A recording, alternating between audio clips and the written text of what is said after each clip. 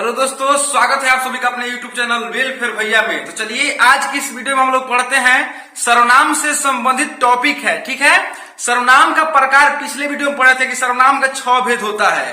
पुरुषवाचक सर्वनाम, निश्चयवाचक सर्वनाम, अनिश्चयवाचक सर्वनाम, निजवाचक सर्वनाम, संबंधवाचक सर्वनाम और प्रश्नवाचक सर्वनाम। वही आज इस वीडियो में देखेंगे हम कि पुरुषवाचक सर्वनाम किसे कहते हैं। छोटा छोटा वीडियो बना रहे हैं आपको ताकि समझ में आए। तो इस वीडियो में सिर्फ और सिर्फ पुरुषवाचक सर्वनाम का जितने भी जितना भी डिटेल्स होगा, जितना भी विस्तार है इसका, सारे चीज को हम आपके सामने एक वीडियो में देंगे यहाँ पे। तो आप समझिएगा इसको। अब देखते हैं कि पुरुषवाचक सर्वनाम क्या चीज है और कैसे कैसे ये होता है। इसको फुल डिटेल्स इसका हम लोग देखेंगे इस वीडियो में। चलिए देखते हैं।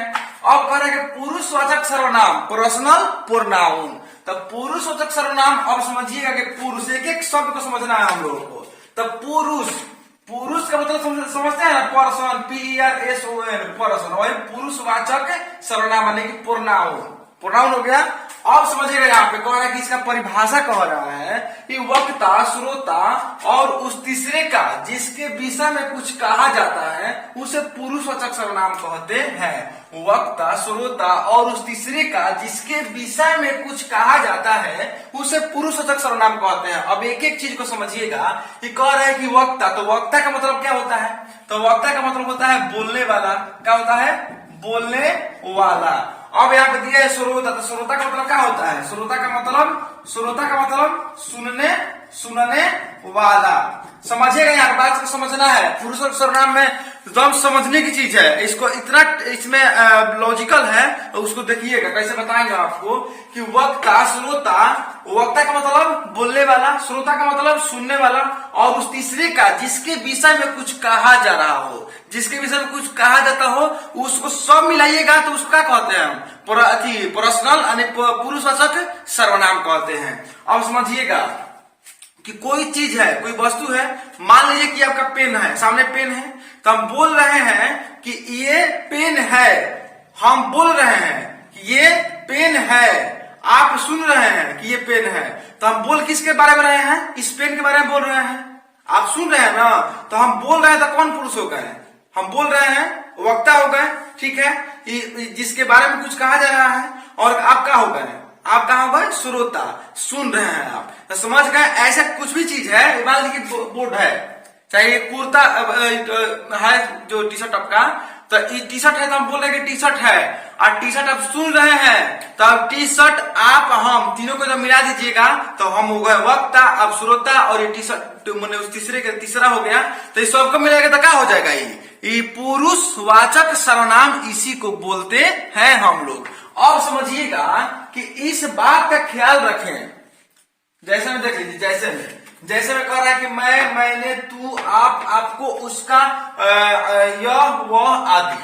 अब समझते हैं नोट। तो नोट कह रहा है कि इस बात का ख्याल रखें कि पुरुषवाचक सर्वनाम का प्रयोग स्त्री, पुरुष या सजीव, निर्जीव सभी के लिए किया जाता है। अब समझिएगा, पुरुष यहाँ पे दिया हुआ है पुरुष। तो हम लोग आम भाषा में पुरुष किसको कहते हैं? आदमी को। एक आदमी माने जो मर्द होते हैं उनको क्या कहते हैं? पुरुष कहते हैं। लेकिन यहाँ पे इसका अर्थ कह रहा है कि सजीव, निर्जीव, स्त्री, पुरुष, मतलब स्त्री के लिए प्रयोग होगा और पुरुष के लिए भी प्रयोग होगा। सजीव, निर्जीव के लिए भी प्रयोग होगा। ऐसा नहीं है कि इसमें सिर्फ और सिर्फ आपका पुरुष है तो मर्दाना कहने की जो मर्द है उन्हीं का बोध होगा। ऐसा कुछ नहीं है। ठीक है, तो सब सजीव, निर्जीव और आपका स्त्री, पुरुष सबका बोध होगा। अब समझते हैं कि पुरुषवाचक सर्वनाम के कितने भेद होते हैं। तो पुरुषवाचक सर्वनाम के 3 भेद हैं। कौन? कितने भेद हैं? 3 भेद। समझिएगा यहाँ पे सर्वनाम का 6 भेद हो गया। सर्वनाम के 6 भेद में से आपका पुरुषवाचक सर्वनाम एक है, बड़ा बेटा। उसका जब बड़ा बेटा है तो उसका भी शादी ब्याह हो गया, तो उसका भी 3 बेटा हो गया। कौन कौन? एगो उत्तम पुरुष, एगो मध्यम पुरुष, एगो प्रथम पुरुष। अब समझिएगा, यहाँ पे देखिएगा, आप कहेंगे आपका दिमाग यहाँ खराब होगा। देखिएगा थोड़ा सा कि उत्तम पुरुष का हिंदी होगा, अंग्रेजी का होगा फर्स्ट पर्सन। मध्यम पुरुष का हिंदी अंग्रेजी का होगा सेकेंड पर्सन। अब प्रथम पुरुष का अंग्रेजी का होगा थर्ड पर्सन। या इसको और कहते हैं अन पुरुष। प्रथम पुरुष या अन पुरुष। अब समझिएगा यहाँ पे कि थर्ड का प्रथम कैसे यहाँ पे हुआ, लग रहा है। अब फर्स्ट का उत्तम, फर्स्ट माने में प्रथम होता है और थर्ड माने तो तीसरा होता है, लेकिन ये समझने की बात है यहाँ पे कि उत्तम पुरुष कह रहा है। पहले समझिएगा कि उत्तम पुरुष किसे कहते हैं, हम बता रहे हैं फर्स्ट पर्सन। तो बोलने वाले को यानी कि वक्ता को लीजिए भाई, वक्ता को क्या कहते हैं, यानी कि वक्ता माने बोलने वाला। तो बोलने वाले को क्या कहते हैं, उत्तम पुरुष। और श्रोता का क्या कहते हैं, श्रोता क्या कहते हैं, सुनने वाला, यानी कि सुनने वाले को मध्यम पुरुष। और थर्ड पर्सन माने है जिसके बारे में कुछ कहा जाए, जिसके बारे में कुछ कहा जाए, ठीक है।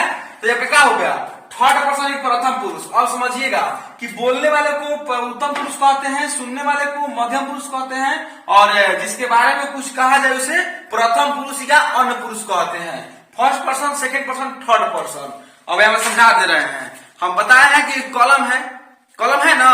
तो कॉलम ये है आपका, तो हम बोल रहे हैं, हम उत्तम पुरुष हो गए, तो बोल रहे हैं कि कॉलम है।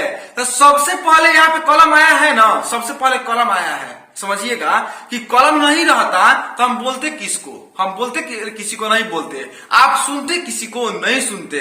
तो हम यहाँ पे हो गए उत्तम पुरुष, कहा कि हम बोल रहे हैं तो उत्तम पुरुष आप सुन रहे हैं, तो आप हो गए मध्यम पुरुष। और इसके बारे में कुछ कहा जा रहा है, जिसके बारे में कुछ कहा जाए उसे थर्ड पर्सन यानी कि प्रथम पुरुष या अन्य पुरुष कहते हैं। तो बोलने वाले को उत्तम पुरुष कहते हैं, सुनने वाले को मध्यम पुरुष कहते हैं, और जिसके बारे में कुछ कहा या सुना जाए उसे हम क्या कहते हैं, प्रथम पुरुष या अन्य पुरुष कहते हैं।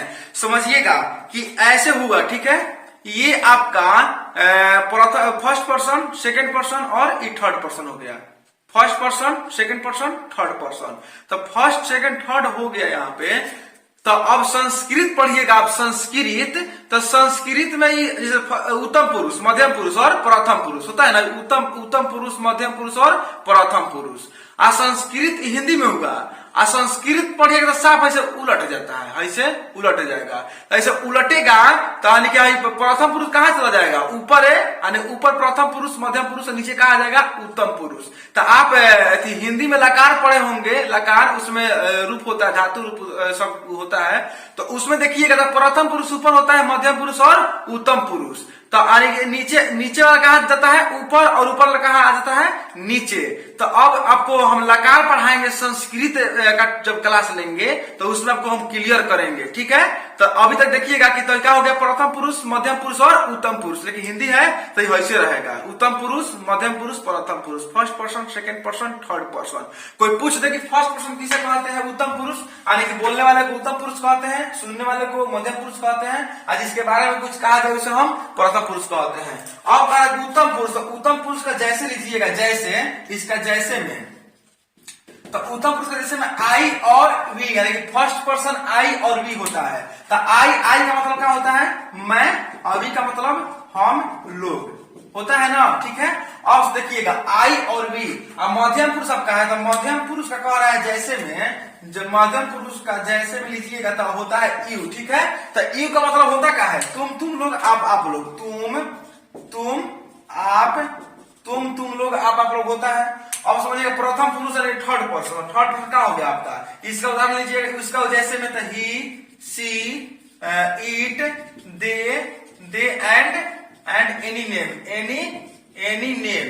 अब देखिएगा, अब इसका मतलब एक करके देखिएगा, ही का मतलब क्या होता है, वह किसके लिए, अभी वह ऊपर नहीं दिख रहा होगा, वह पुरुष के लिए, किसके लिए, पुरुष के लिए। सी माने वह, सी मतलब वह स्त्री के लिए, इट माने यह, दे मतलब वे लोग, एंड एनी ने माने कोई नाम। अब समझिएगा यहाँ पे कह रहे हैं उत्तम पुरुष, मध्यम पुरुष और प्रथम पुरुष। तो आई और वी आपका है, आई और वी। तो आई का मतलब मैं, अभी का मतलब हम लोग। बोलता कौन है, मैं बोल सकता हूं या हम लोग बोल सकते हैं। मैं बोलता हूं, यही कह सकते हैं, या हम लोग बोल सकते हैं। आप बोल सकते हैं तो आप बोलेंगे तो आप मैं हो जाइएगा। अभी आप क्या कर रहे हैं, सुन रहे हैं। अभी क्या कर रहे हैं, आप सुन रहे हैं, ठीक है, इसमें कोई दिक्कत नहीं है। तो मैं आई भी कौन सा है, कौन पर्सन आपका है, फर्स्ट पर्सन यानी कि उत्तम पुरुष। अब देखिएगा यू, तो यू कौन सा पर्सन है, यानी कि मध्यम पुरुष यानी second person. He see it they and any name कौन सा पर्सन है, थर्ड पर्सन यानी कि प्रथम पुरुष। इसको समझते हैं। अब एक और लीजिएगा कि आई वी और यू को छोड़ के दुनिया के जितने भी चीज हैं सारे के सारे थर्ड पर्सन है। पहले एक प्रयोग होता है तो था दाऊ, ठीक है, दाऊ यू के साथ मध्यम पुरुष में यू और दाऊ, तो दाऊ का प्रयोग अब लुप्त हो गया है, अब नहीं हो रहा है। तो समझिएगा कि आई वी और यू को छोड़कर दुनिया में जितने भी सारे चीज हैं वो सब क्या है, third person. I we you, I का मतलब मैं, वी का मतलब हम लोग, यू का मतलब तुम लोग, या तुम या आप। तो समझिएगा उत्तम पुरुष, मध्यम पुरुष और प्रथम पुरुष। ऐसे वाला ट्रिक समझ में आ गया होगा, ये वाला ट्रिक, यानी जैसे ऐसा नीचे हो जाता है, कोई दिक्कत नहीं है इसमें।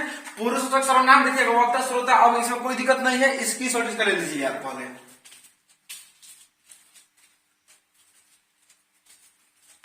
हो गया। चलिए आगे के वीडियो में हम नेक्स्ट वीडियो में पार्ट 3 में आपका हम निश्चयवाचक सर्वनाम के बारे में फुल डिफिनेशन, फुल विस्तार बताएंगे। अगर समझ में आपको आया होगा अच्छे से तो लाइक, कमेंट और एक सब्सक्राइब कर दीजिए, काहे कि आपका मेरा पूरा मेहनत सिर्फ आपके एक सब्सक्राइब और लाइक कमेंट पे मेरा सब डिपेंड रहता है।